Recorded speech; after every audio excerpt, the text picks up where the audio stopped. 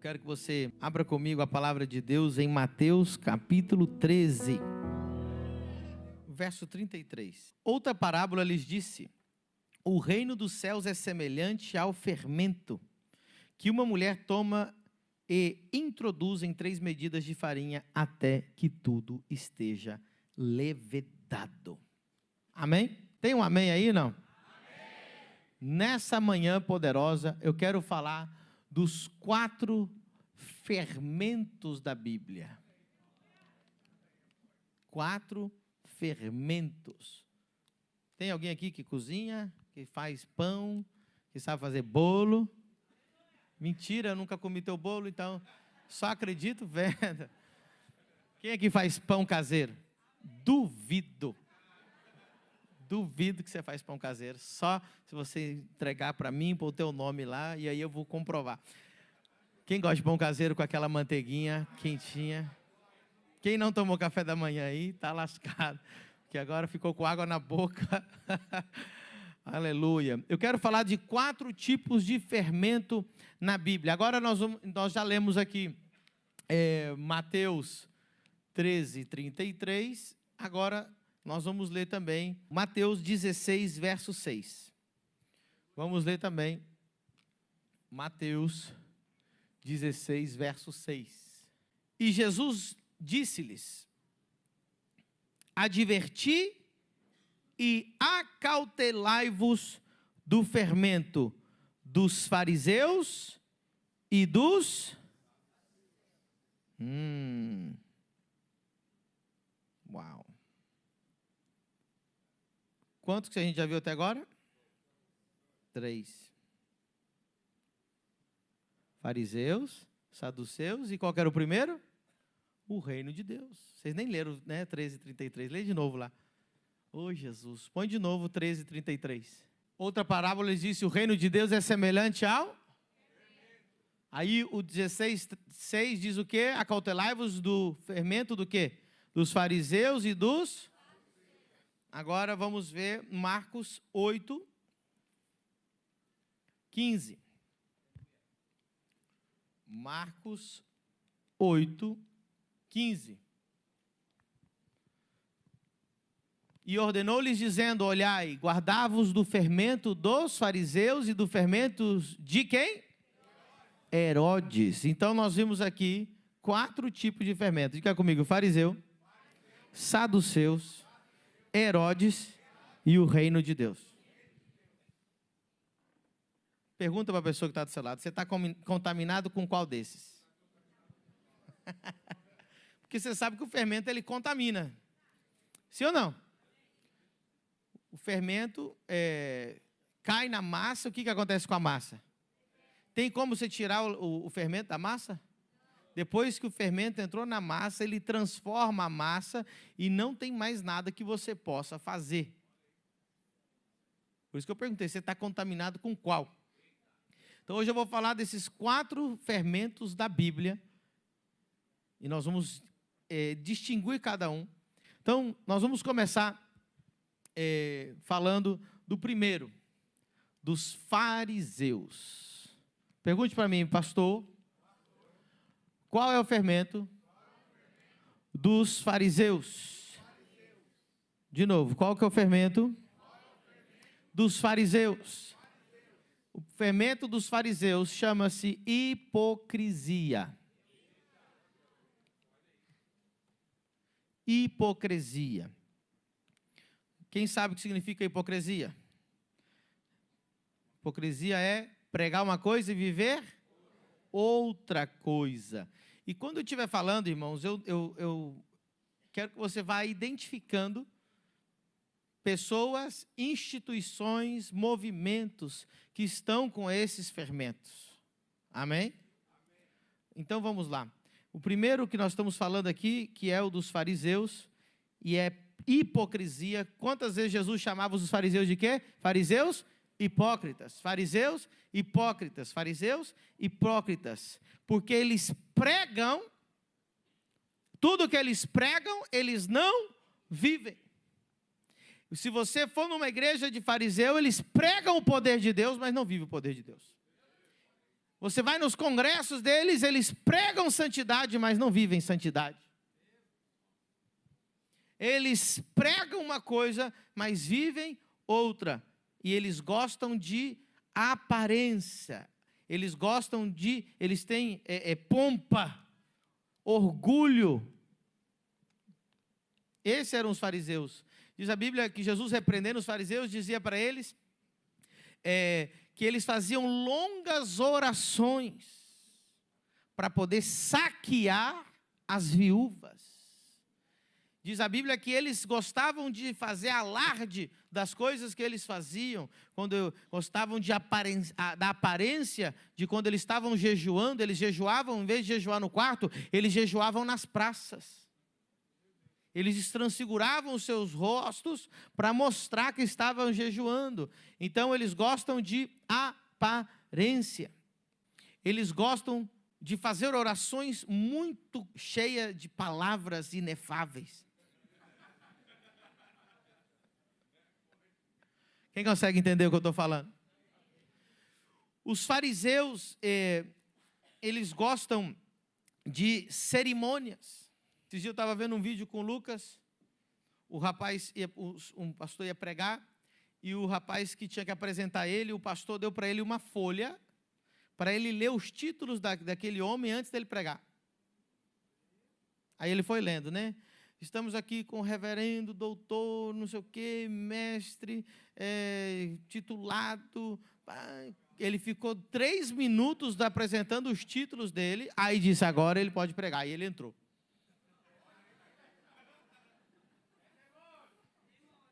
Né? Então, os fariseus, eles gostam de cerimônia, eles gostam a Bíblia diz assim, não sejam como os fariseus que gostam dos primeiros lugares. Eles gostam, né, de sentar no lugar onde eles são bem visíveis. Eles gostam de aparecer, eles gostam de orar em voz alta. Eles nunca oram de joelho em casa, mas entra na igreja, ajoelha para todo mundo ver que ele está ajoelhado. Ele é hipócrita. Ele prega santidade, ele fala, quem não tiver santidade vai para o inferno, mas na casa dele, ele enche a cara da mulher dele de tapa. É hipócrita. Então Jesus disse, cuidado com o fermento dos fariseus. E todos eles que têm um fermento, ele tem uma coisa atrativa. Todos esses aqui, né, os 4 que estão aqui, tem algo que é, diga comigo, atrativo. Pergunte para mim, pastor. O que os fariseus têm que é atrativo? O orgulho. Aquela aparência. As vestes. Os títulos. As cerimônias. Eles são, escute isso, eles gostam de politicagem. Quem está entendendo? Gostam de nomes, gostam de títulos de, né, superintendente não sei do que, presidente do vice-presidente do quadruplicidente. Inventei uma palavra nova agora. Né? Agora, eles, então, é algo, gostam de, são políticos. Gostam dos primeiros lugares. Eu posso ficar aqui anotando um monte de coisa que Jesus falou contra os fariseus. Orações longas. Você já viu como que um fariseu ora por um enfermo? Ó Santo Deus e Pai, eis o doente diante de mim. E começa. Ó Deus do eterno Salvador. Aí ele vai procurando. Ele faz orações bonitas. Ele enche, ele muda a voz para falar. Eu fico, Deus, imaginando lá no céu, né? Por que ele muda a voz quando vai falar comigo? Era só ele falar do jeito que ele fala, né? Mas para falar com Deus, ele muda a voz, porque ele não faz a oração para Deus ver, ele faz a oração para quem está olhando para ele.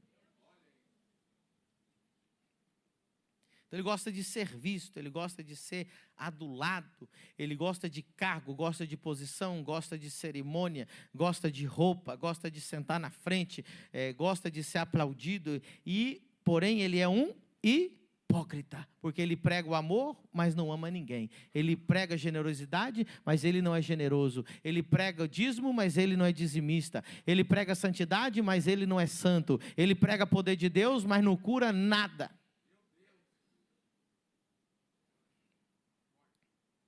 Eles pregam tudo certo. Sabe o que é interessante dos fariseus? São certíssimos. Eles são corretíssimos. Não prega nada errado. Todas as pregações maravilhosas, eles pregam o que tem que ser pregado. Eles não têm problema nenhum. Eles pregam cura, pregam milagre, pregam batismo do Espírito Santo, pregam crescimento, pregam ID, pregam missões, mas a vida pessoais dele é tudo podre. Aí você vê os grandes escândalos que acontecem, vem da onde? De fariseus. Existe um ódio contra a igreja, por quê? Por causa dos fariseus. E Jesus disse: ai de vós, fariseus, que não entram no reino e nem deixa entrar. Quem consegue entender? Sabe uma coisa interessante dos fariseus? É que alguma vez já foram reais.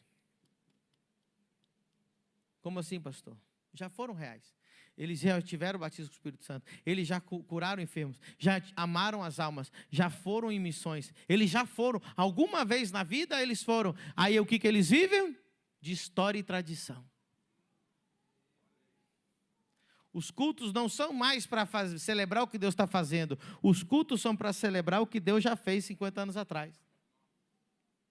Os cultos de pessoas que estão cheio de farisaísmo, estão contando dos os anos dourados, né, da nossa denominação.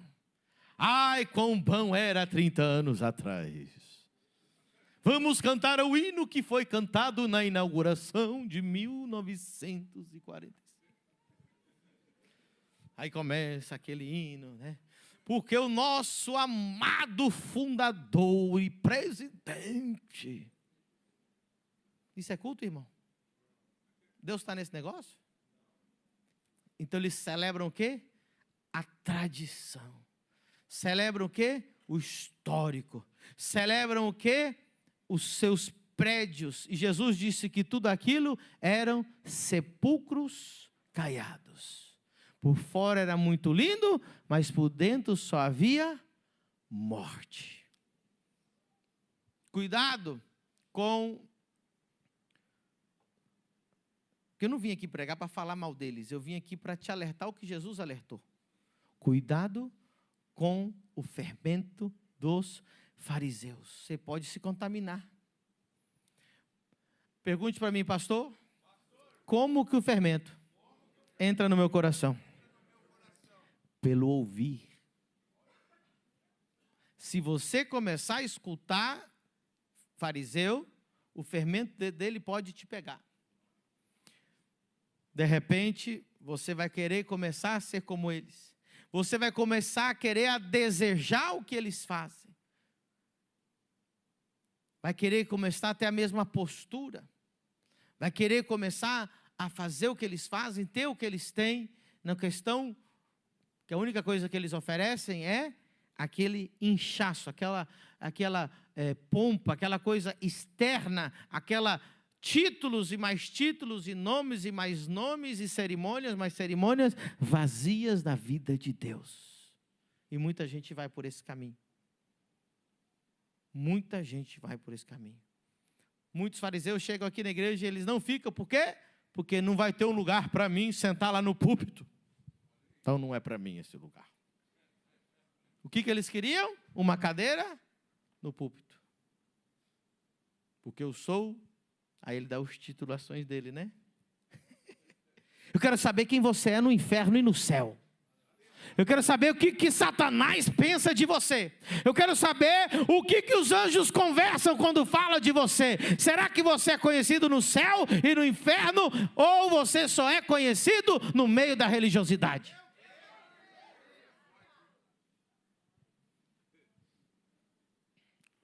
Come on. Prophesy. Aleluia. Alguém está entendendo? Eu não sei se eu escrevi certo. Saduceus é assim? Tá certo? Alexandre, nosso mestre, professor. Saduceus, diga comigo, saduceus. Pergunte para mim, pastor. Qual é o fermento dos saduceus? Incredulidade. Jesus, ele sempre vinha confrontá-lo, fariseus e saduceus. Vários textos que você lê na Bíblia vai dizer, né, que ele estava ministrando e vieram os fariseus e os saduceus. Preste atenção. O fariseu, ele é hipócrita. Ele prega o certo e vive o errado. Ele prega o amor, mas não vive o amor. Você vai ver dentro do ambiente de fariseísmo, existe uma inveja e um come o outro, um destrói o outro, um fala mal do outro, um tenta tomar o cargo do outro. Mas se prega amor e humildade. Esse é o que se prega no púlpito. E quem me viu na prova e não me ajudou, vai se arrepender. Então, dentro desse movimento, né, você vê que é um querendo pisar no outro, um querendo tomar o lugar do outro. É cobra comendo cobra. Mas a pregação é perfeito. Os caras pregam demais. Ninguém prega melhor que fariseu. Os melhores pregadores do mundo hoje são fariseus. Os caras usam a técnica perfeita para pregar. Quem está entendendo? Está fazendo sentido para vocês? Mas e os saduceus? Os saduceus, o problema deles era o quê? A incredulidade. O fariseu, ele crê, só que ele não vive, porque ele é hipócrita. Ele prega, né? Se você ver, ele prega, que Deus cura, depois ele vai embora, ninguém foi curado. Ele vai embora.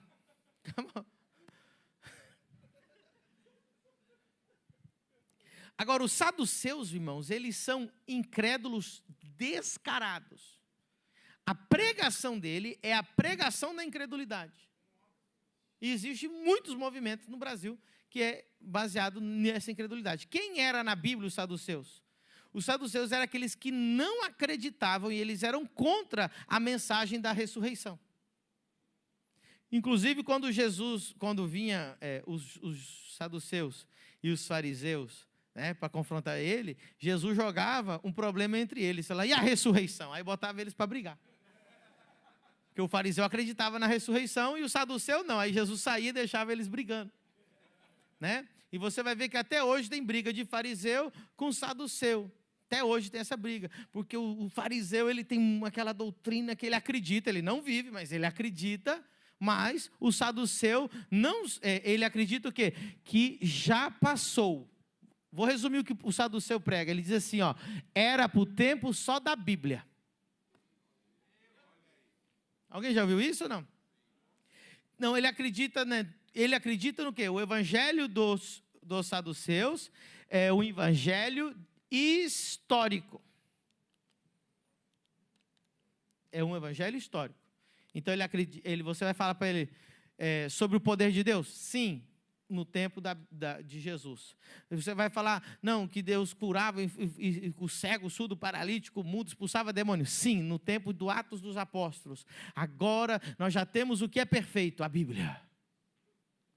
Então eles dizem, né, nós somos amantes da Bíblia, sola a Escritura, tem 5 solas que eles falam lá.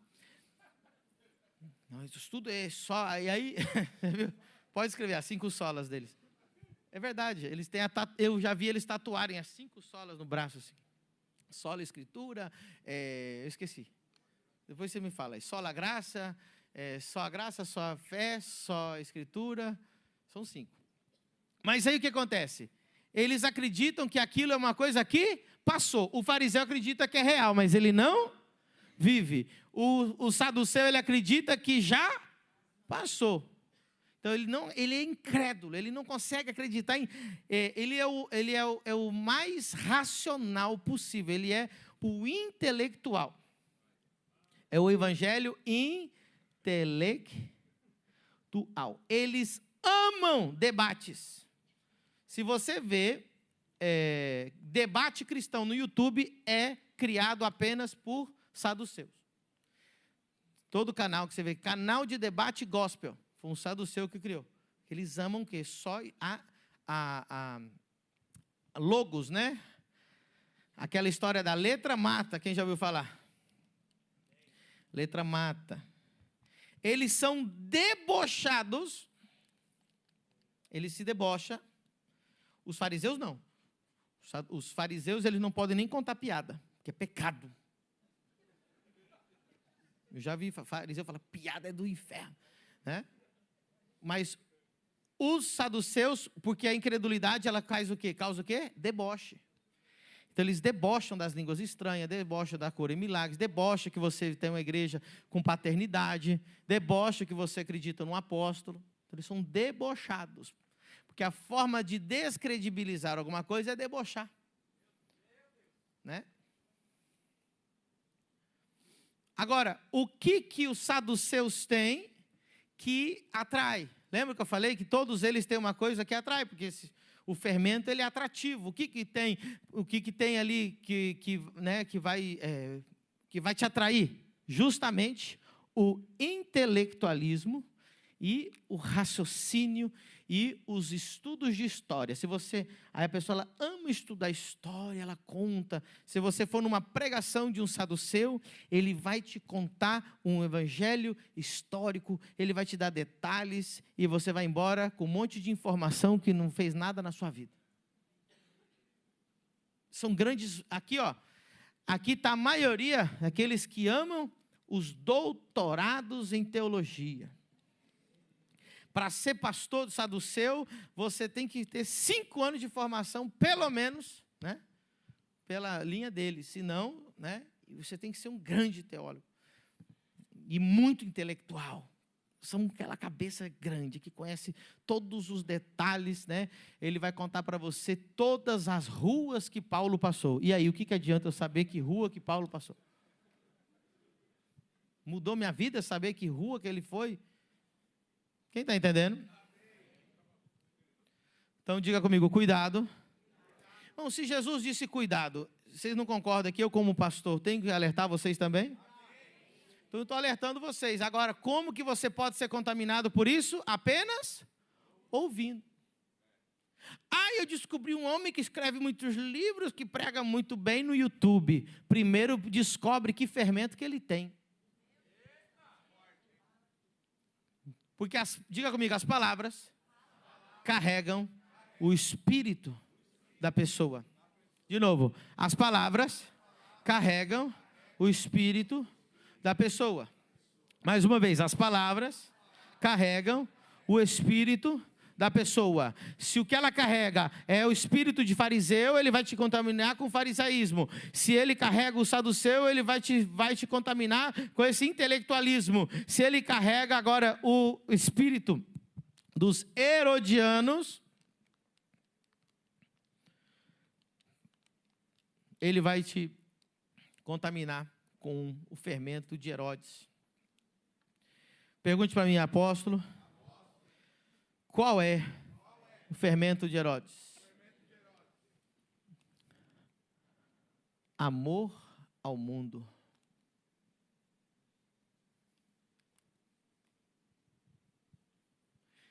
Quem eram os herodianos? Os herodianos eram judeus, filhos de fariseus e saduceus.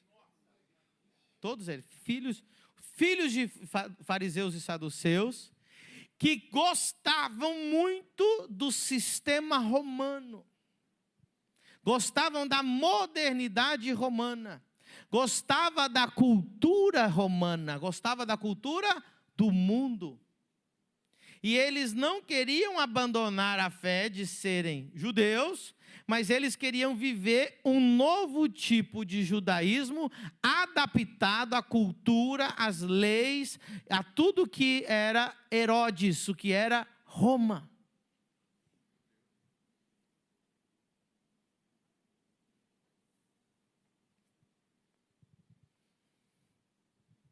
Quem está começando a entender? São aqueles que amam o mundo, amam a cultura mundana, amam Roma, amam Grécia, amam a Babilônia. Eles amam a Babilônia, eles gostam da música da Babilônia. Eles gostam da comida da Babilônia. Eles gostam das vestes da Babilônia. Eles gostam dos conceitos babilônicos. Eles gostam de se comportar como os babilônicos, mas eu não quero ir para o inferno, então eu vou continuar acreditando no Deus de Israel. Mas do meu jeito, desse jeito novo, esse jeito assim mais gostoso, esse jeito menos enrijecido, esse jeito que vai, olha só, culturalmente ser aceita.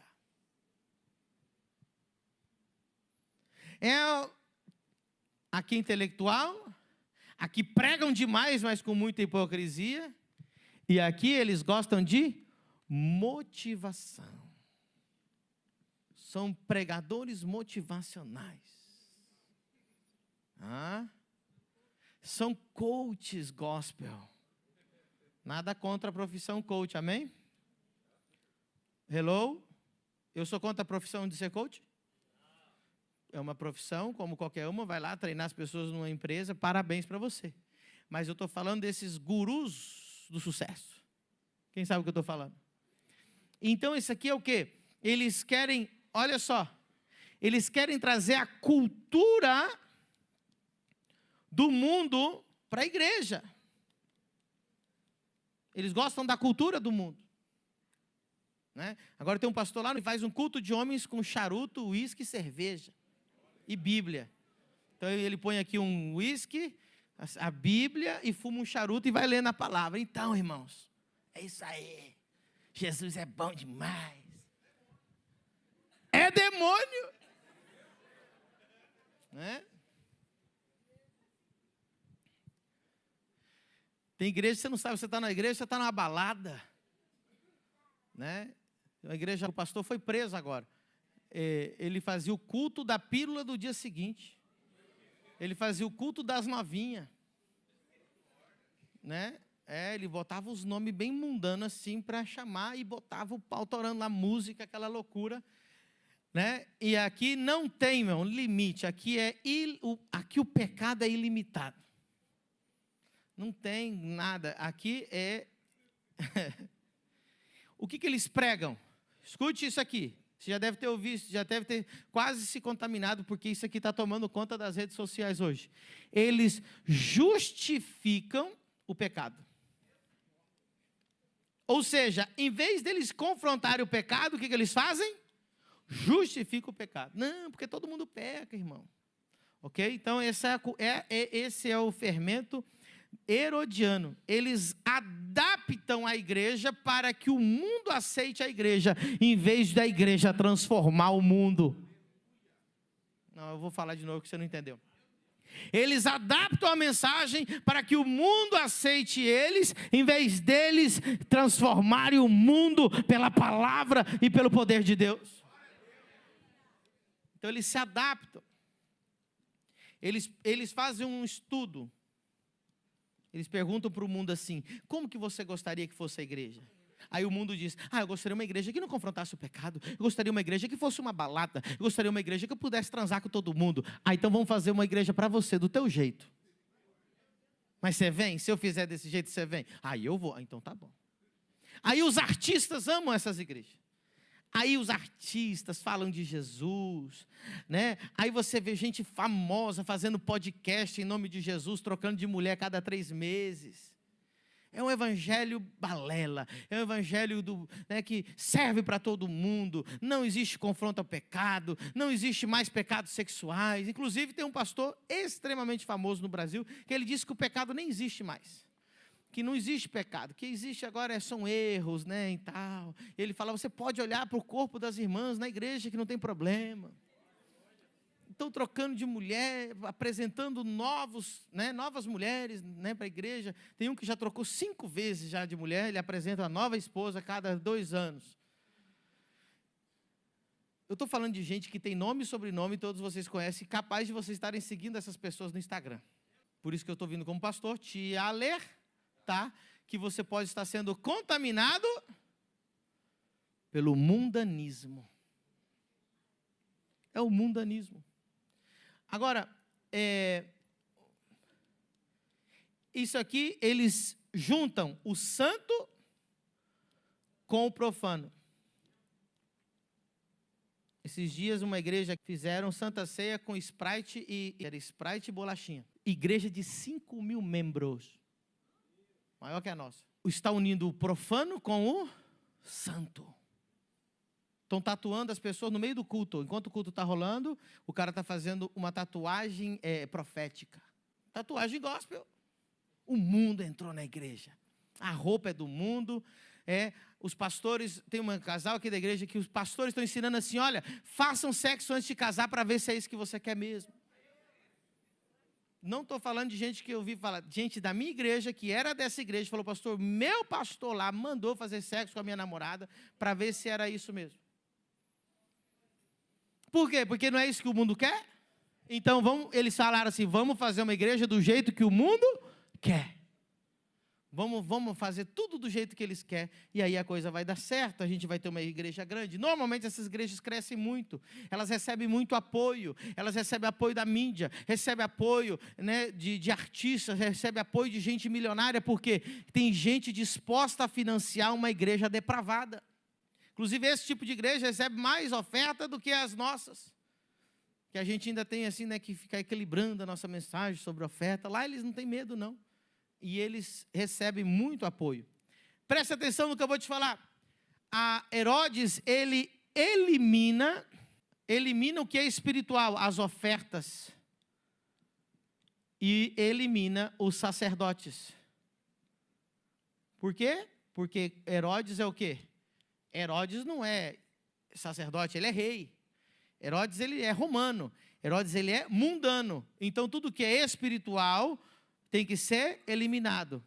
Então, nós já temos igreja hoje que não existe mais oferta, agora é momento de doações. Não existe mais altar, não existe mais gasofilácio, agora é uma doação. Tem igreja que eles terminam o culto, terminam o mês, puxam o que gastou no mês e distribuem o boleto para os irmãos. Não tem momento de oferta. Você vai pagar o quê? Você está fazendo parte de um clube social. Por quê? Porque fizeram uma pesquisa de como seria uma igreja adaptada ao mundo.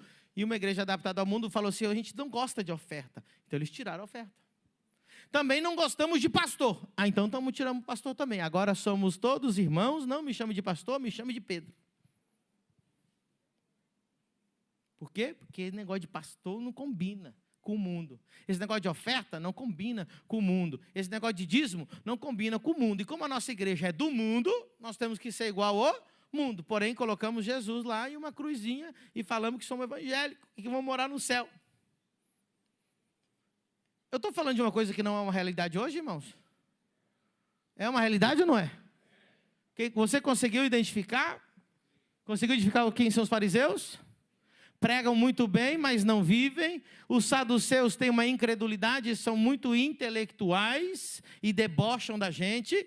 Temos os herodianos, que são aqueles que são mundanos, eles amam o mundo, eles amam beber, eles amam fumar, eles amam o sexo fora do casamento, eles amam da baderna, eles amam balada, então transforma a igreja em balada. Eles gostam de fazer, não gosta de pastor, tira pastor, não gosta de oferta, tira oferta, não gosta de dízimo, tira dízimo, mas faz o nome de Jesus. Falam palavrões no púlpito. Mas hoje eu não vim falar desses 3 fermentos, só vim te avisar dos 3 fermentos. Agora eu quero te falar. Aleluia. Aleluia. De Mateus 13:33. Apaga aqui, bem rápido. Mateus 13:33. Coloca lá no telão para a gente ler juntos. Outra parábola lhes disse: o reino de Deus é semelhante ao fermento. Diga comigo, o reino de Deus é semelhante ao fermento. Aleluia. Eu quero começar lendo para você Lucas capítulo 4, versos 17, 18 e 19. E foi-lhe dado o livro do profeta Isaías. E quando abriu o livro, achou o lugar em que estava escrito: o Espírito do Senhor é sobre mim, pois me ungiu para evangelizar os pobres, para curar os quebrantados de coração, a pregar liberdade aos cativos e restauração da vista aos cegos, e pôr em liberdade os oprimidos, anunciar o ano aceitável do Senhor. Aleluia!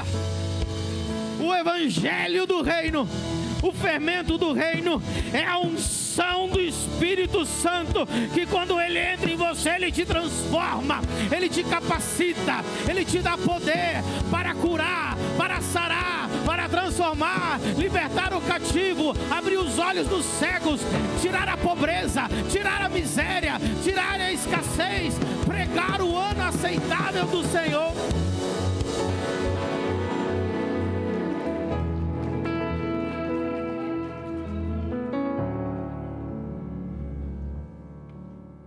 Qual é o evangelho que nós pregamos na família do reino?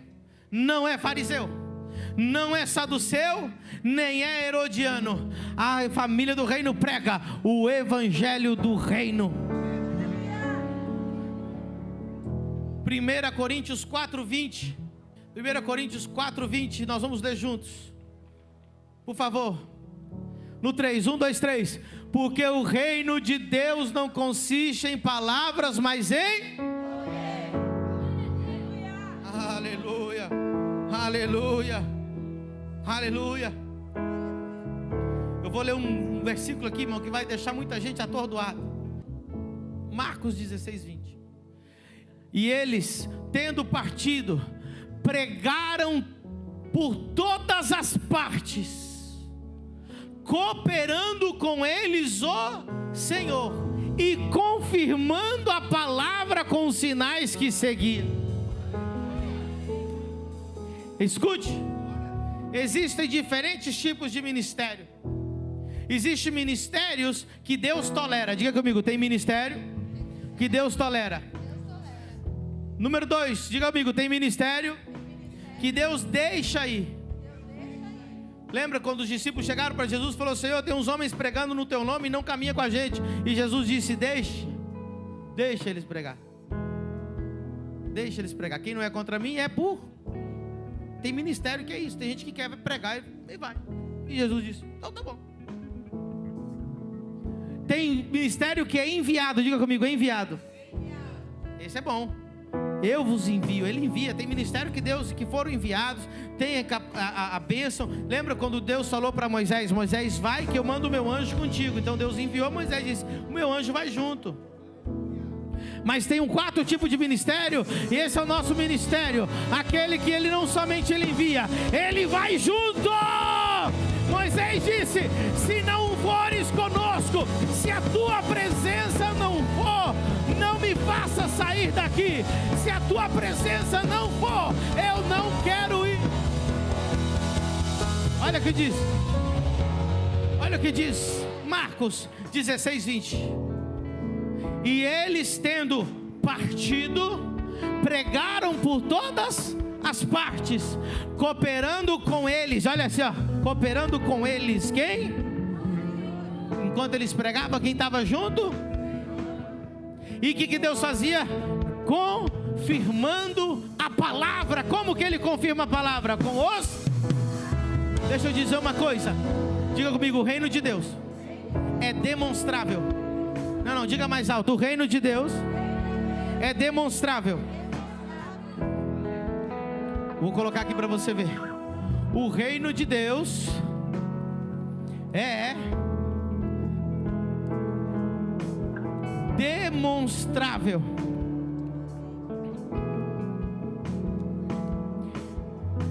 Diga comigo, se eu não posso demonstrar, então não é o reino. É uma religião de fariseu.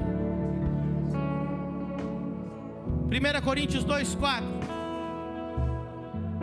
1 Coríntios 2:4.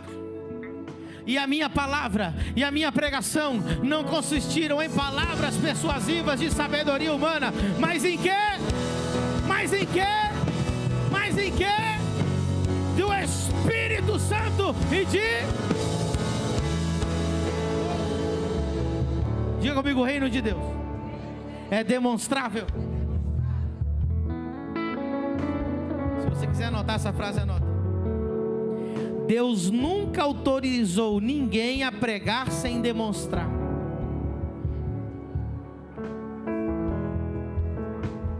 Sabe o que acontece, irmãos? Nós vivemos aqui no Ocidente. E aqui no Ocidente a gente não precisa demonstrar nada. Se você pregar bonito, você já enche igreja. Se você pregar bonito, teu Instagram já lota. Se você falar coisa bonita, já lota. Mas se você for para o Oriente, se você não demonstrar o que você está pregando, ninguém acredita em você. Se você for numa tribo indígena e não tiver mais poder que o xamã, você não serve para nada. Se você for na África e não tiver mais poder que o curandeiro, não serve para nada. Se você não tiver mais poder que o bruxo, você não serve para nada. Só aqui no Brasil, Estados Unidos, que você pode ser um charlatão e todo mundo te segue.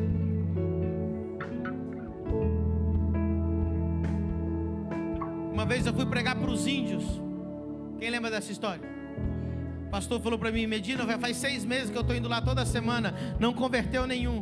E ele falou: e antes de mim tinha outros missionários, não converteu nenhum. E antes daqueles missionários tinha outros missionários. Os primeiros missionários que passaram lá, já faz mais de 70 anos, eram suecos, e nunca ninguém converteu. Aí ele falou: vamos lá pregar, Medina? Eu falei: vamos. Índios Parecis, está no YouTube, coloca lá, pastor Pedro Medina entre os índios. Quando nós chegamos lá nos Índios Parecis de Tangará da Serra, naquela aldeia, Culidic, nunca ninguém tinha aceitado Jesus naquela tribo. O pastor fazia 6 meses que estava lá. Eu preguei 3 minutos, eu falei: Jesus morreu na cruz para salvar vocês e te libertar do pecado e te dar e fazer você uma nova criatura. Eu perguntei: todo mundo já ouviu isso? Eles falaram sim. Eu falei: mas agora eu não vim só pregar, eu vim demonstrar. Eu falei: se tiver um doente aqui, Deus vai curar. Se tiver um cego aqui, vai começar a enxergar. Deus vai fazer um milagre nesse lugar.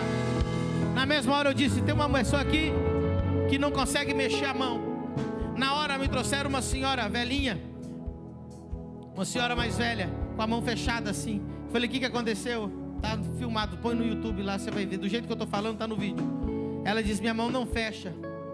Aí eu falei, desafiei os índios, eu falei: se essa mão fechar agora, se ela começar a mexer a mão agora, vocês vão acreditar, vocês vão crer no Senhor Todo-Poderoso? Todos eles falaram que sim. Peguei a mão dela, eu disse: em nome de Jesus, mão, seja curada. Ela começou a fechar e abrir, fechar e abrir, fechar. Escute. Na minha cabeça, aqueles índios iam se jogar tudo no chão, aceitando Jesus. Sabe o que eles fizeram? Eu fiquei com ódio, irmão. Eu nunca tive tanto ódio na minha vida. Todos os índios saíram correndo. Irmão, você tinha que ver a minha cara de ódio. Eu falei: eles disseram que ia aceitar Jesus se visse o milagre. Saíram correndo.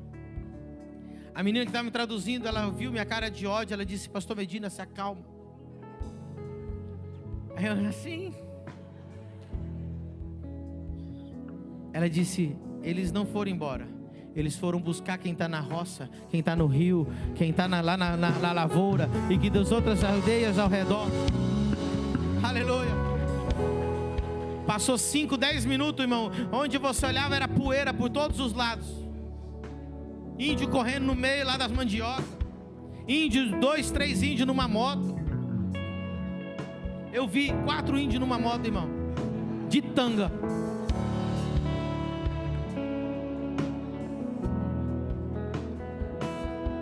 Índio vindo por todos os lados, índio vindo por todos os lados. Quando eles chegaram, aquela montoeira, Deus curou uma criança que tinha o olho branco, era cego, começou a enxergar. Uma mulher encurvada se endireitou. Uma pessoa que não mexia o braço começou a mexer. Escute. Eu não lembro se foi 2 ou 3 meses depois, eu falei com o pastor. Quem quiser falar com esse pastor, pastor Marcos Gurgel. Última notícia que eu tenho, ele estava em Florianópolis, que me levou lá. Pastor Marcos Gurgel me disse assim: Medina, a mulher que foi curada era a irmã mais velha do cacique. Ele disse assim: eu já batizei mais de 80% de todos aqueles índios. 70 anos missionários pregando lá e ninguém se converteu porque só tinha palavra. Deus não nos autorizou a ir sem demonstração. Ele disse: ide, eu vos envio. Mas Ele disse: eu irei convosco, eu estarei convosco, respaldando através dos sinais, milagres, maravilhas.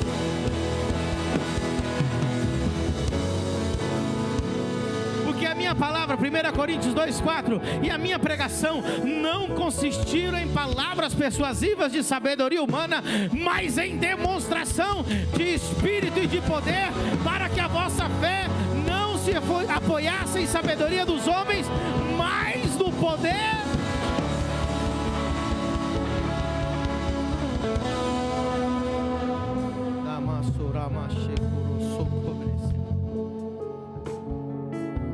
Aleluia. Mateus 10:1. Mateus 10:1. Mateus 10:1. E chamando os seus 12 discípulos, deu-lhes o quê?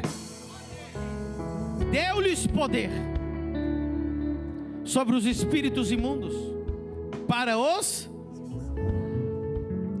curarem, e diga comigo, eu tenho poder para expulsar demônio e curar toda enfermidade e todo o mal. Aplauda o Senhor se você crê nisso.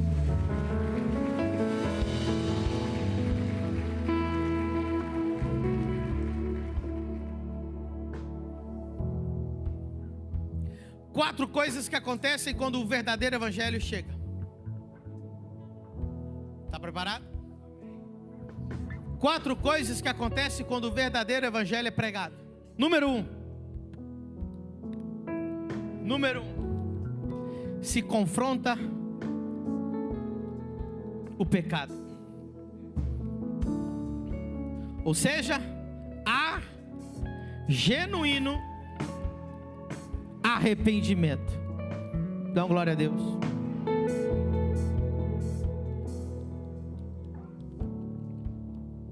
Diga comigo, aonde o evangelho chega, há arrependimento genuíno. Quer saber se você está ouvindo o verdadeiro evangelho? A Bíblia diz assim: o Espírito Santo, Ele é quem convence de pecado, de juízo e de...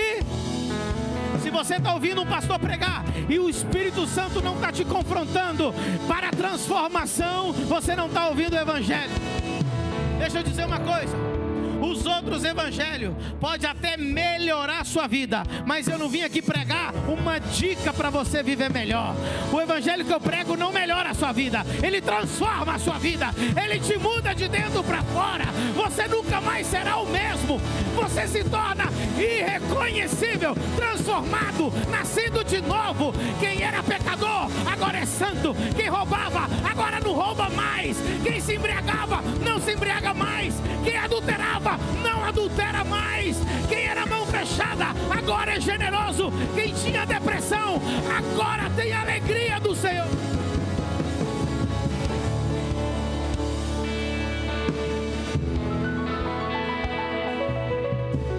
Diga comigo, o verdadeiro evangelho não melhora, transforma.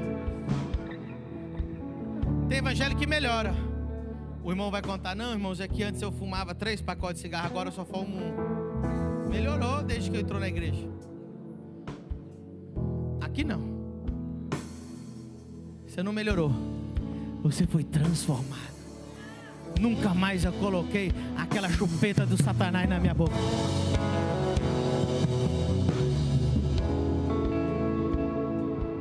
Os outros evangelhos melhoram. Não, porque antes eu batia na minha mulher todo dia, agora eu só bato uma vez por semana.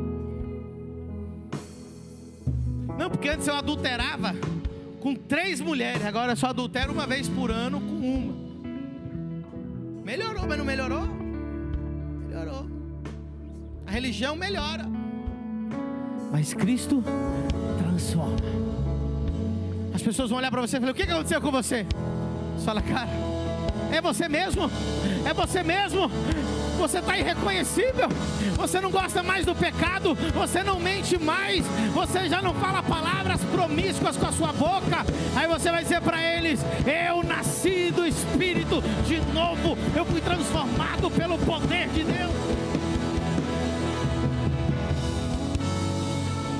Quando o evangelho do reino chega, ele confronta, aleluia, a pobreza. Só 2 aleluias. Tem mais um aleluia aí? O que nós lemos lá em Lucas capítulo 4, 17, 18, 19. O quanto ele me ungiu para pregar o evangelho aos pobres. Coloca lá, verso 18.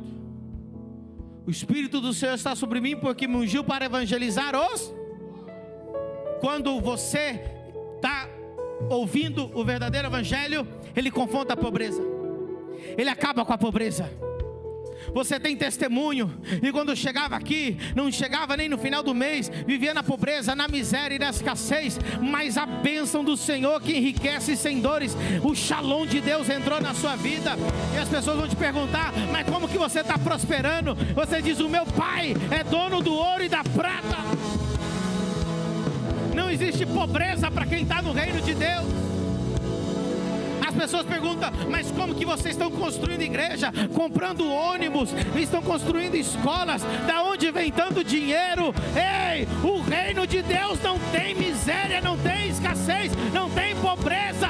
O nosso Deus é dono do ouro e da prata.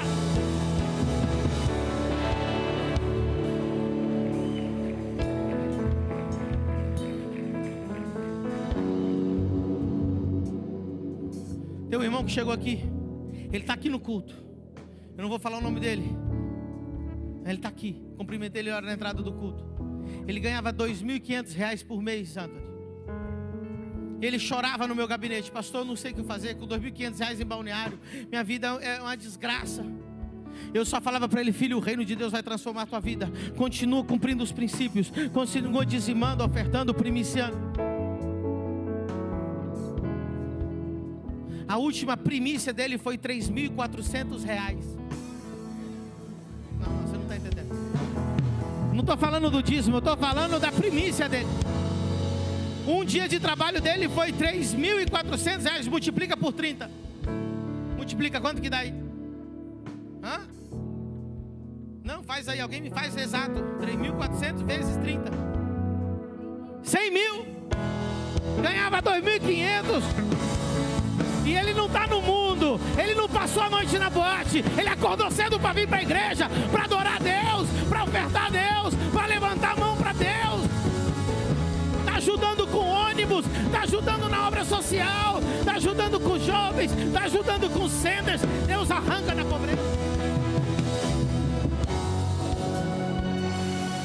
O Anthony ganhava R$1.500 por mês, saiu de um centro de reabilitação, casado com a mulher grávida. O que você faz com R$1.500 num mês em Balneário Camboriú com a mulher grávida, meu querido? Aí ele ouviu uma palavra do reino que desafiou ele a primiciar pela primeira vez. Ele deu uma primícia no domingo. Na quarta-feira ele foi contratado por uma multinacional, ganhando R$7.500 fixo, mais comissão, mínimo R$15.000 por mês. Quando o reino de Deus chega, ele acaba com a maldição da pobreza. E se não for assim, o que nós vamos fazer lá no Vila Fortaleza? Chegar lá para aquele povo e dizer assim: continuem pobres, miseráveis? Não, nós estamos chegando lá com a mensagem: anunciar as boas novas aos pobres. Qual é a única notícia boa que o pobre quer ouvir? Que ele não precisa continuar sendo pobre. Que o reino de Deus vem para transformar, vem para prosperar, veio para dar dignidade.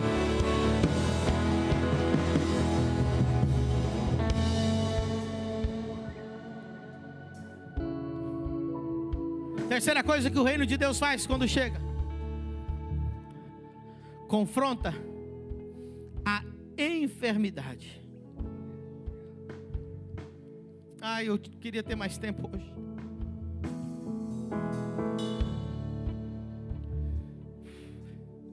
Agora, sexta-feira, os meninos estavam lá. Moisés, levanta a mão. Estava lá.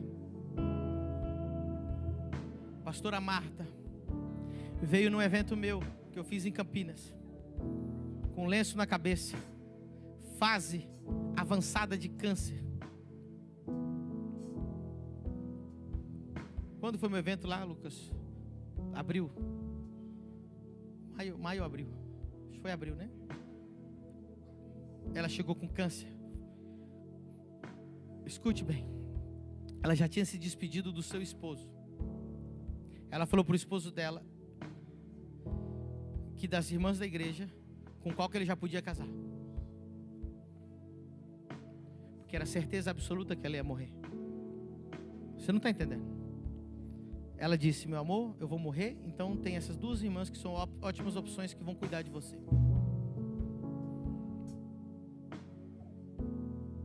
Mas ela ouviu a mensagem do quê? O que ela ouviu? Mensagem de quem? Que pregação que eu preguei? Eu não cheguei lá e disse para ela: ai, o Espírito Santo console o teu marido. A mensagem que ela ouviu lá é: cure os enfermos, expulse os demônios, ressuscitem os mortos. Foi a mensagem do reino que ela ouviu lá, em abril. E ela foi curada. Escute, ela saiu de lá sabendo que tinha sido curada, porque ela sentiu o poder de Deus. Ela voltou a fazer o exame. Não estou falando de conversa que ela sentiu, não. Ela foi fazer o exame, a médica olhou no olho dela e disse assim: você não tem mais nenhuma célula cancerígena no teu corpo.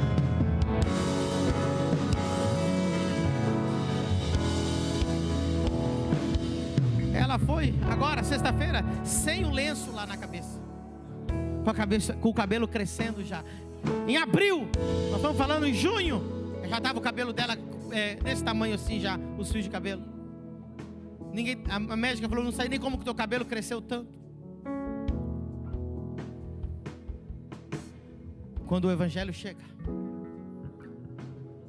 o hipócrita, o fariseu, ele consola o enfermo, mas o reino de Deus cura o enfermo. O fariseu, ele consola o pobre. O evangelho do reino transforma o pobre em multimilionário para semear no reino o resto da vida, serem pilares financeiros na obra. O dia que a família do reino deixar de transformar lugares, deixar de transformar pessoas, então nós paramos de pregar o evangelho do reino. O evangelho número 4, ele confronta os demônios.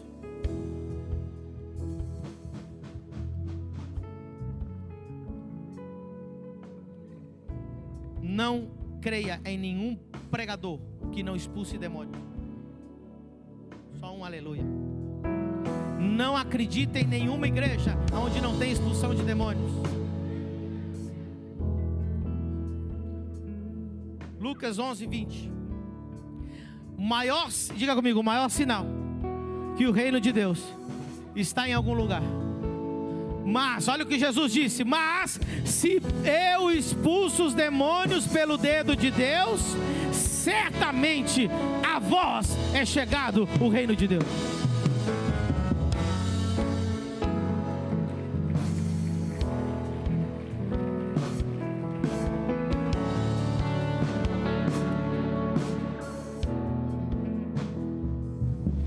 Você sabia que na família do reino tem libertação todas as semanas?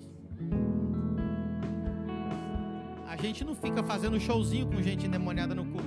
Às vezes manifesta aqui, mas a semana inteira tem processo de libertação acontecendo. Vamos, se eu te falar quem já ficou endemoniado aqui, você não acredita.